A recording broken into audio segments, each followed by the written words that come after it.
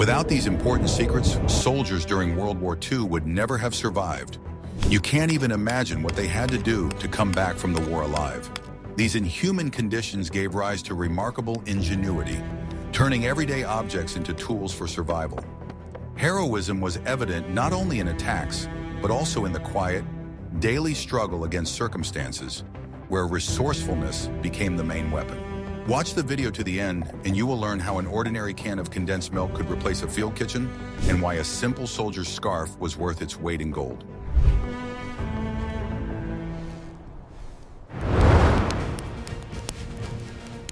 In trench life, fire was everything. It provided warmth, hot food, and light in the impenetrable darkness of the dugout.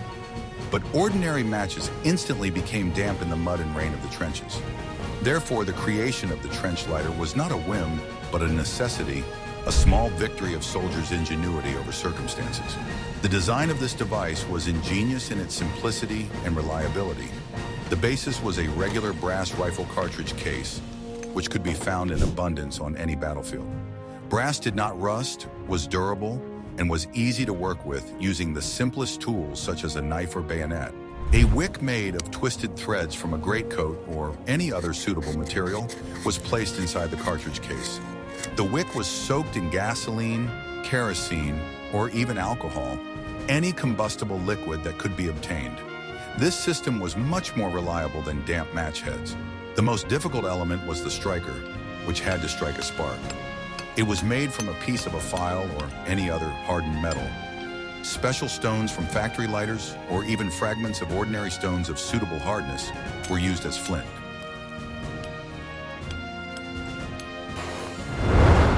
The wheel for striking sparks was the height of ingenuity. It was carved out of a coin or metal button, with notches made for better grip on the flint.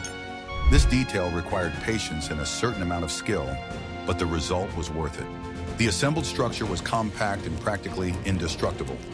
It was not affected by moisture, dirt, or falls, unlike fragile matchboxes. Such a lighter could serve its owner for months, requiring only periodic refilling with fuel.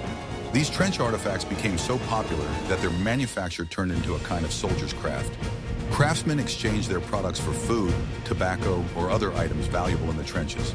Each lighter was unique, often decorated with an engraving of the owner's name or the date of a memorable battle. Having a reliable source of fire allowed soldiers to boil water for disinfection, heat up canned food, or simply light a cigarette during brief moments of calm. This small, warm point of light in the cold darkness of the trenches sustained not only physical strength, but also morale. We would be very interested to hear your opinion. What do you think about how such simple things affected the morale of soldiers? Write about it in the comments.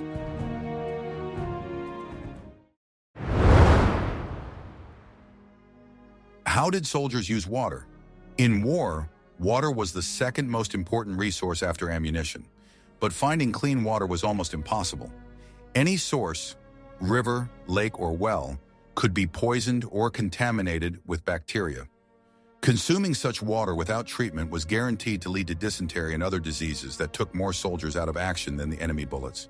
The most reliable and accessible method of disinfection was boiling. This method required a fire and a pot, but it guaranteed the destruction of virtually all dangerous microorganisms. Soldiers were ordered to boil any water from untested sources for at least 10 minutes. However, it was not always possible to build a fire on the front line. Smoke and fire gave away their position. Therefore, chemical decontamination methods were widely used in the Allied armies. The standard ration of British and American soldiers included chlorine or iodine tablets. These tablets were easy to use. Just drop 1 or 2 into a flask of water and wait about 30 minutes. The water acquired a characteristic medicinal taste, but became safe to drink. This unpleasant taste was a small price to pay for one's health and life. Soviet soldiers often used potassium permanganate, crystals of which were always in their medical kits. A few crystals were dissolved in a pot of water until a pale pink solution was obtained. This method also effectively killed bacteria and made the water safe to drink.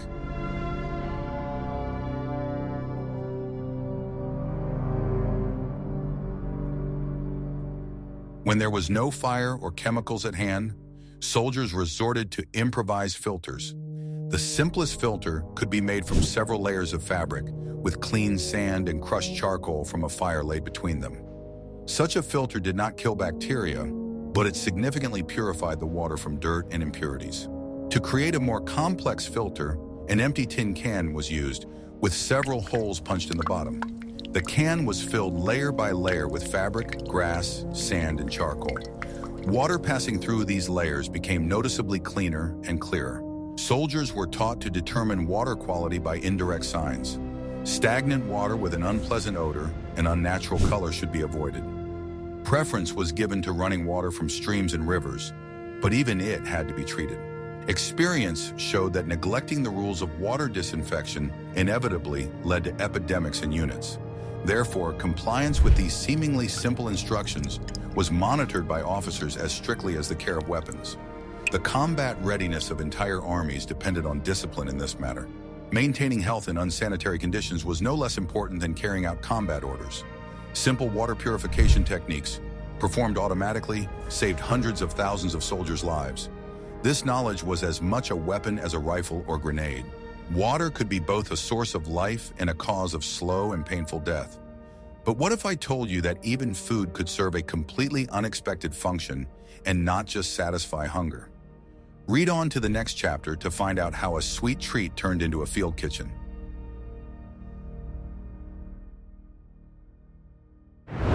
You'll be shocked when you learn the secret. In a war of attrition, it was practically impossible to set up a full-fledged field kitchen on the front lines. Delivering hot food to the trenches was extremely risky. Therefore, British soldiers, known as Tommies, came up with an ingenious and unique device for cooking food: the Tommy cooker. The basis of this invention was an ordinary tin can, but not just any tin can, but one from condensed milk or jam. Such cans were part of the standard ration and were always at hand. Most importantly, they were durable and the right size for creating a mini stove. The secret of the Tommy cooker lay in the fuel. Instead of wood, which smoked and gave away their position, the soldiers used a rope or strip of cloth soaked in combustible material. This rope was laid in a special spiral pattern inside an empty tin can. The fuel most often used was melted fat from canned meat or any other available fat. The rope or cloth was thoroughly soaked with this mixture. This design produced an even, almost smokeless flame that could burn for a long time. The manufacturing process was simple and did not require any special tools. The empty can was cleaned, a wick made of rope was placed at the bottom, which was then poured with melted fat. After the fat solidified, a large trench candle was obtained, ready for use. On such an improvised stove, it was possible to boil a mug of water for tea, heat up canned meat, or even toast biscuits. To do this, a metal mug or a pot lid was placed on top of the can. It was a real luxury in the cold and damp trenches. Tommy Cook provided not only hot food, but also a little warmth. In a damp dugout, even such a small flame could warm frozen hands and raise morale. It was a small haven of comfort in the midst of the hell of war. This invention became so popular and effective that its description can be found in official British survival manuals of the time. Soldiers were advised to make such devices to maintain their strength and health. The simplicity and availability of materials made the Tommy cooker an indispensable companion for British soldiers. This story is a vivid example of how resourcefulness can turn trash into a valuable resource. An empty tin can, which in normal life would have ended up in a landfill, became the heart of a soldier's life during the war. It provided what was so lacking on the front lines: hot food and warmth. Soldiers' ingenuity found a way out of any situation, even the most hopeless. Tommy Cook is not just a device, it is a symbol of man's ability to adapt and find simple solutions to complex problems. It proves that the will to live can work real miracles.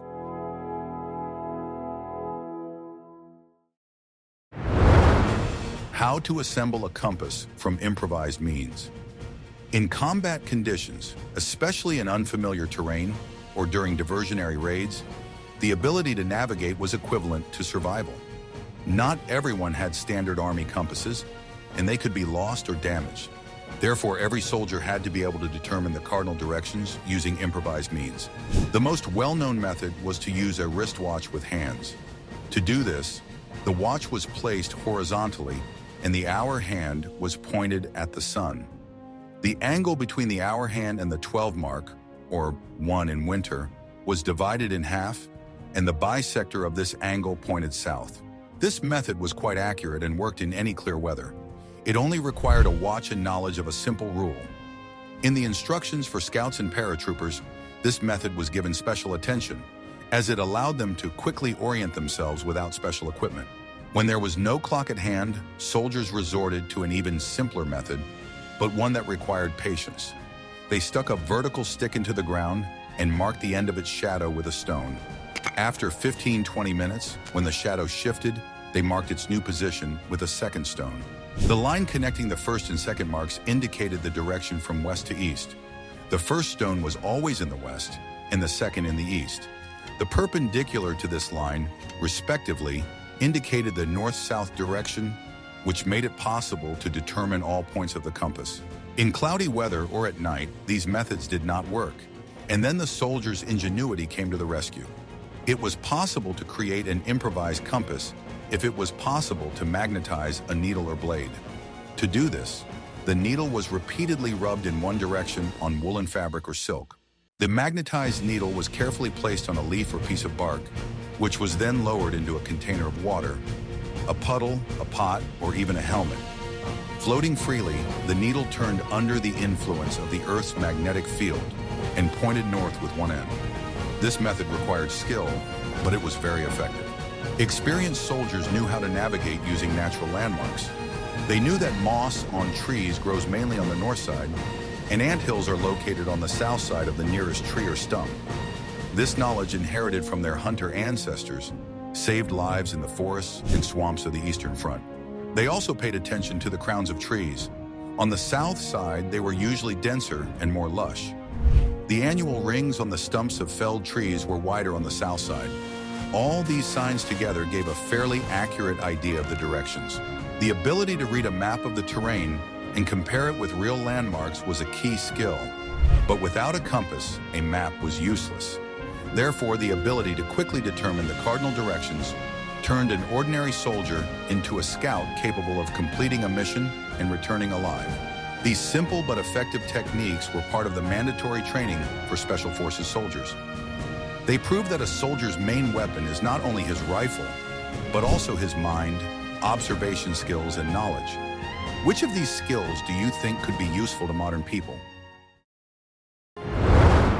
One of the most insidious and underestimated dangers of trench warfare was not a sniper's bullet, but the so-called trench foot. This condition, caused by prolonged exposure of the feet to cold, dampness, and mud, led to circulatory disorders and tissue death. As a result, thousands of soldiers became disabled without even being wounded in combat. Conditions in the trenches were ideal for the development of this disease. Constant dampness, mud, cold water accumulating at the bottom of the trenches, and the inability to dry shoes created a deadly threat. Soldiers' feet were in wet boots for hours, even days. In the early stages, the disease manifested itself in loss of sensation, tingling, and discoloration of the skin. Then the feet swelled, became covered with blisters and ulcers. In advanced cases, gangrene developed, requiring immediate amputation to save the patient's life. The command of all armies quickly realized the scale of the problem. In some units, losses from trench foot exceeded combat losses. Therefore, combating this disease became a priority, and compliance with hygiene rules was equated with the execution of combat orders. The basis of prevention was a simple but difficult instruction to follow in trench conditions. Keep your feet dry and warm. Soldiers were ordered to carry at least 2 pairs of spare socks or foot cloths. Wet socks had to be changed for dry ones at least once a day.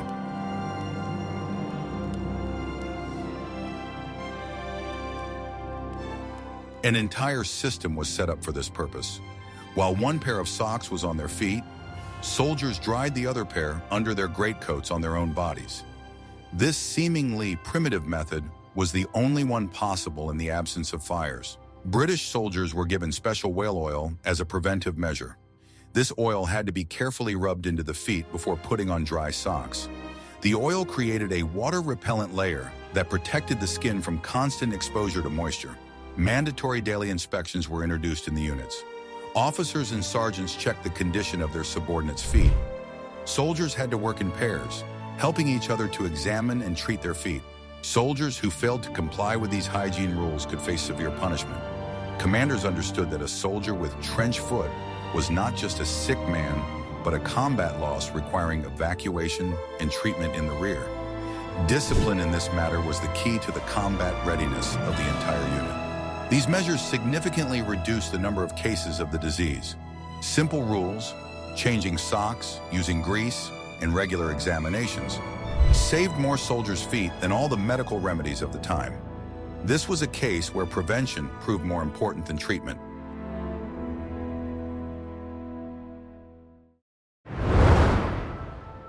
Ready to learn about a thing that saved millions of lives?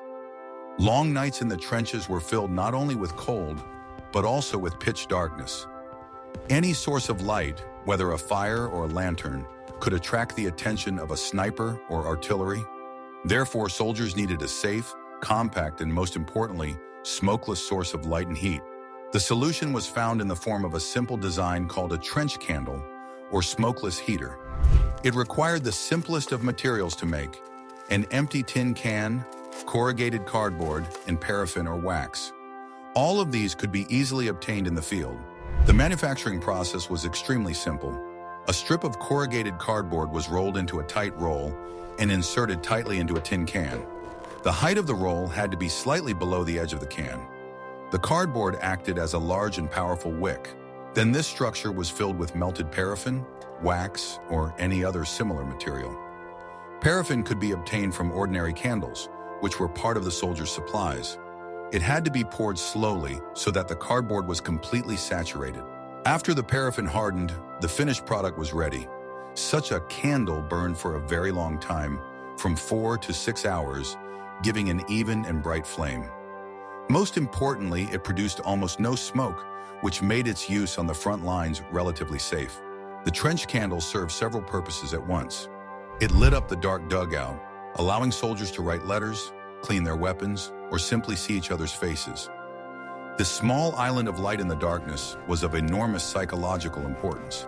In addition to light, the device provided a noticeable amount of heat. Of course, it could not heat the entire dugout, but it was enough to warm frozen hands or dry small items of clothing. The flame of such a candle could even be used to heat a mug of water or canned food. Soldiers often combined several such candles to create a more powerful heater. They placed them under a makeshift table or bunks so that the warm air would heat the space. It was a simple but effective local heating system. The invention became so popular that civilians in the rear organized entire campaigns to collect materials and make trench candles for the front. School children and volunteers folded cardboard and filled it with wax, sending thousands of these simple but vital heaters to the front lines. How many people today do you think would be able to make a candle with their own hands?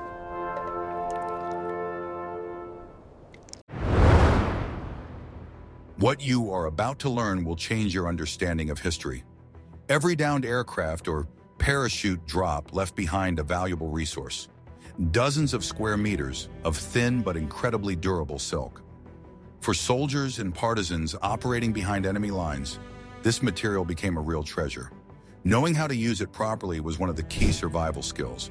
First of all, parachute silk was an ideal material for making and repairing clothing. It was used to sew light and warm linings for jackets, scarves, socks, and even underwear. Silk retained heat well and was pleasant to the body, unlike rough army wool. Parachute straps made of durable nylon were no less valuable. These ropes could withstand enormous loads. They were used to build shelters, set traps and snares, and as shoelaces or for carrying equipment.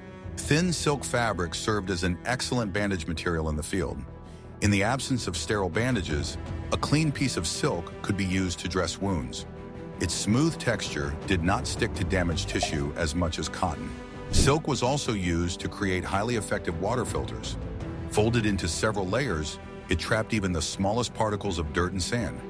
Of course, such a filter did not kill bacteria, but it made the water much cleaner before boiling or chemical treatment.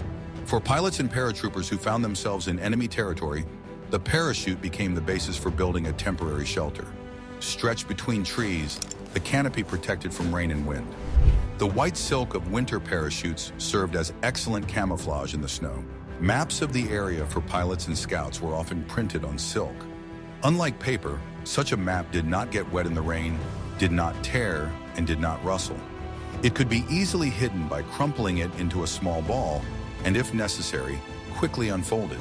Parachute silk became a kind of currency. It could be exchanged with the local population for food, information, or help. The beautiful and durable fabric was highly valued in war-ravaged villages, where clothing was in short supply. Even after the fabric wore out, it continued to be used. Silk threads were woven into fishing line. Small scraps served as tinder for lighting fires. In a survivalist household, not a single centimeter of this material went to waste. Thus, the parachute was not just a means of rescue in the air, but a whole survival kit on the ground. It provided clothing, ropes, shelter, medical supplies, and much more. This gift from heaven saved the lives of thousands of soldiers who found themselves far from home.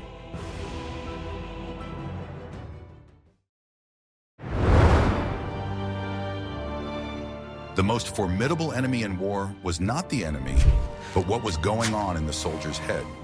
Constant tension, fear, the loss of comrades, and separation from home could break even the strongest person.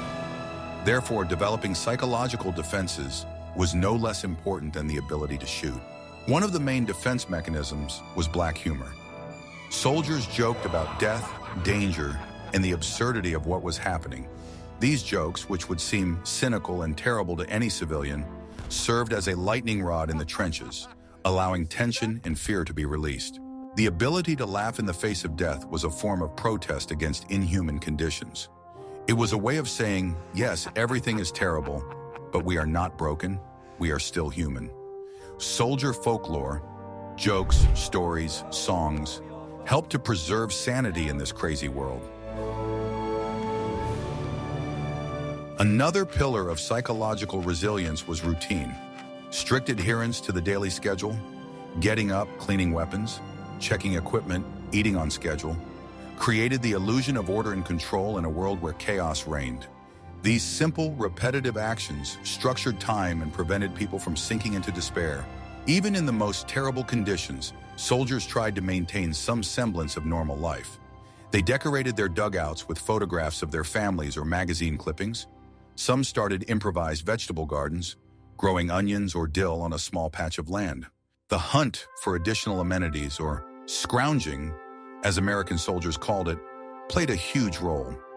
The ability to obtain trophy chocolate, an extra can of food, or warm gloves was not only a way to improve one's life, but also a kind of sport. A successful raid boosted self-esteem and gave cause for pride. Letters from home were a thin thread connecting the soldier to a world where there were no explosions or death. The opportunity to read lines from loved ones and write a reply gave hope and meaning to all this bloody carnage. Censorship erased all details about the course of the fighting from the letters, but it could not erase love and support. Friendship and military camaraderie were the main sources of support. In the trenches, there were no nationalities or social differences. There was only you and your comrade who would cover your back. Knowing that you were not alone, that there were people nearby you could rely on, helped you survive the most terrible moments. Soldiers learned to live one day at a time without looking too far into the future. They rejoiced in simple things: hot food, dry socks, a moment of silence. This focus on the here and now helped them not to go crazy thinking about what might happen tomorrow. It was these invisible psychological self-defense techniques that served as the armor that protected the soldiers' souls. Without it, even the most sophisticated physical equipment was useless. Ultimately, it was not those who were fearless who won this war, but those who learned to cope with their fear. We have considered only a small part of the techniques and tricks that helped soldiers survive the hell of World War II. Behind each of these inventions, from the bullet casing lighter to the trench candle, lies not only ingenuity, but also an unyielding will to live. These stories show that the human spirit is capable of adapting to any conditions, even the most unimaginable. War is a tragedy that exposes the worst sides of humanity, but it also sometimes reveals the best. Mutual aid, ingenuity, and incredible resilience. The experience of the soldiers of that time is a harsh lesson in how important it is to appreciate peace and the simple things that seem like real treasures in the trenches. Which of these lessons in survival do you think are still relevant today? Suggest topics for future videos that you would like to see on our channel in the comments. And don't forget to subscribe so you don't miss new episodes.